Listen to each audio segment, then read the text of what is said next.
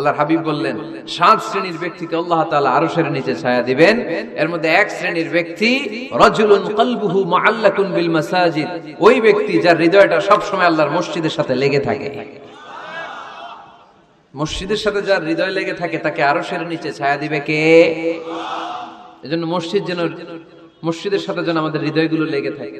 অনেকেই দেখবেন এত ভালো নামাজি, জোহর পরে টেনশন করে আসরটা কই পড়বো, আসর করে চিন্তা করে মাগরিবের সময় আমি কোথায় থাকবো, মাগরিবের সময় টেনশন, ইস এশাটা হয়ে গেলেই তো শেষ। এরকম লোক আছে না নাই? এদেরকে সেই কঠিন ভয়াবহ দিনে আরশের নিচে ছায়া দিবে কে? তারপরে মসজিদ আমাদের 4 নাম্বার পদ্ধতি, মসজিদকে পরিচ্ছন্ন রাখা, মসজিদকে ঝাড়ু দেয়া। মসজিদকে যারা পরিষ্কার করে তাদের হৃদয়ের যন্ত্রণা দূর করে দেয় কে?